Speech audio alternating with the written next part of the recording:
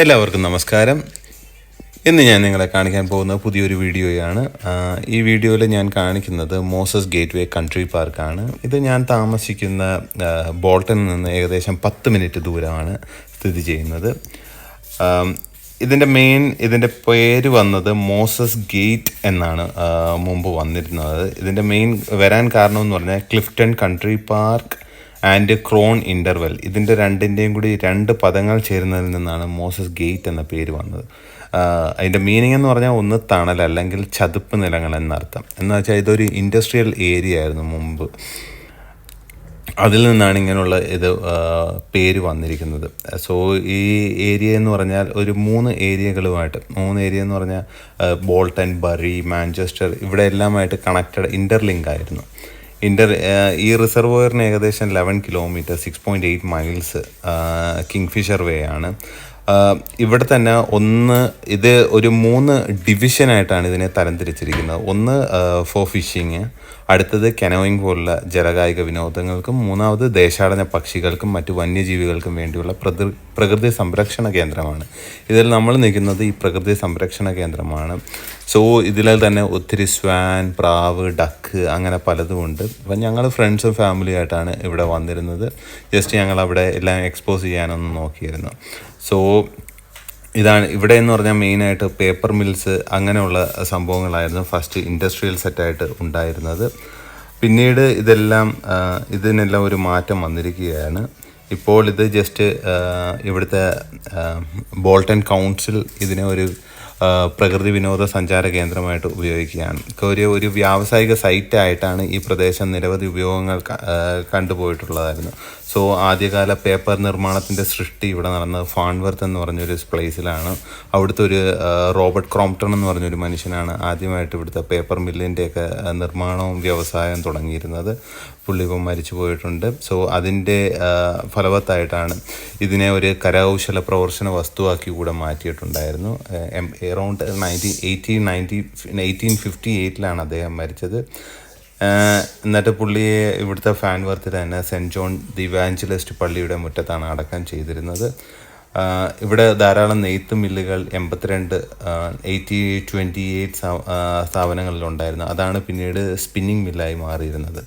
So ഒത്തിരി chemical വർക്കുകളെല്ലാം ഇവിടെ കാര്യപ്പെട്ടു. ഈ പ്രദേശം മുഴുവനായും പഴയ കൽക്കരി ഖനിയുടെ പ്രവർത്തനങ്ങൾ, ആഴം കുറഞ്ഞ കുഴികൾ മുതൽ ആഴത്തിലുള്ള ഷാഫ്റ്റുകൾ വരെ നിറഞ്ഞിരുന്നു. അവയെല്ലാം ഇപ്പം അടച്ചിരിക്കുകയാണ്. ഫാൺവർത്തിലെ മിൽ വില്യം ജെയിംസ് റൗഡിന് കൈമാറി.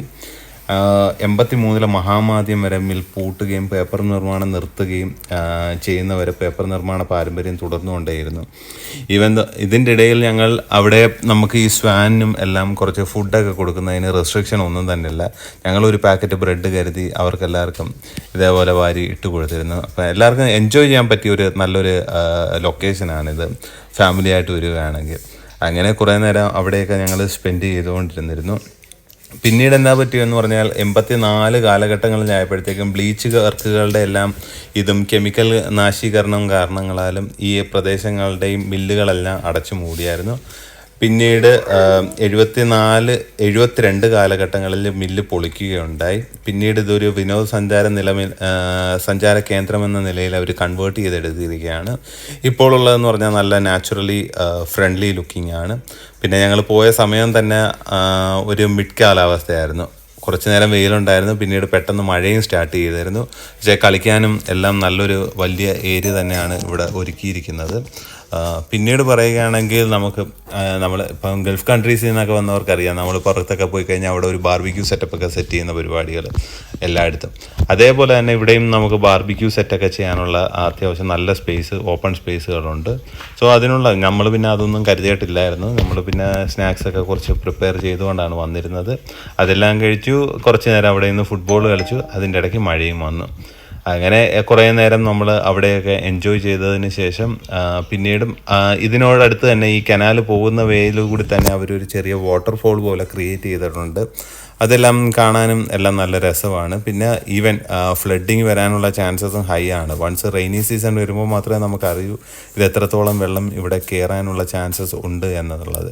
കാര്യം അവിടെ സ്കെയിലും എല്ലാം വെച്ചിട്ടുണ്ട്. ഇത്ര 6 ഫീറ്റ്, 8 ഫീറ്റ്, 9 ഫീറ്റ് എന്ന് പറഞ്ഞ്. സോ വൺസ് ആ റെയിനി സീസൺ വരുന്ന സമയത്ത് നമുക്ക് ഒന്നും കൂടി ഇതിലേ നമുക്ക് കടന്നു പോകാം. അപ്പോൾ അറിയാം എത്രത്തോളം ഇവിടെ വെള്ളം പൊങ്ങാനുള്ള ചാൻസസ് ഉണ്ട് എന്നുള്ളത്. അപ്പം ഇതെല്ലാം പറഞ്ഞുകൊണ്ടിരിക്കുന്നതിൻ്റെ ഇടയിൽ പിന്നെയും മഴ വന്നു. ഈ മഴ വന്നപ്പോഴത്തേക്കും പിന്നെ നമ്മൾ വിചാരിച്ച് നേരെ ഇവിടുന്ന് വിട്ടേക്കാമെന്ന്. അങ്ങനെ നേരെ നമ്മൾ തൊട്ടടുത്തുള്ള തിര എന്ന് പറഞ്ഞ south Indian റെസ്റ്റോറൻറ്റിലേക്ക് ചെന്നായിരുന്നു.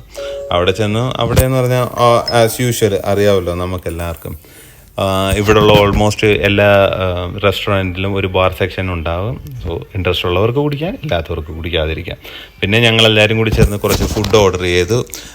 കോഴിക്കോടൻ dum biryani, parotta, pulao, chicken കറി, പിന്നെ കുറച്ച് drinks in the sense lemon ജ്യൂസും അതെല്ലാം കഴിച്ചതിന് ശേഷം ഞങ്ങൾ ആക്ച്വലി എക്സ്പെക്റ്റ് ചെയ്തത് നല്ല കൈമാ റൈസിലുള്ള ബിരിയാണി കഴിക്കാനാണ്. പക്ഷേ അൺഫോർച്ചുനേറ്റ്ലി കൈമാ റൈസിലുള്ള ബിരിയാണി കിട്ടിയില്ല. സോ കോഴിക്കോടൻ ബിരിയാണിക്ക് പോയിട്ട് ബസ്മതി റൈസ് കൊണ്ടുള്ള ബിരിയാണി കഴിച്ച് സംതൃപ്തി വരേണ്ടി വന്നു. എന്തായാലും ഫുഡ് കുഴപ്പമില്ലായിരുന്നു. എല്ലാം കണ്ടു, ഞങ്ങൾ അവിടുന്ന് തൃപ്തി അടഞ്ഞു. പിന്നീട് കാണാൻ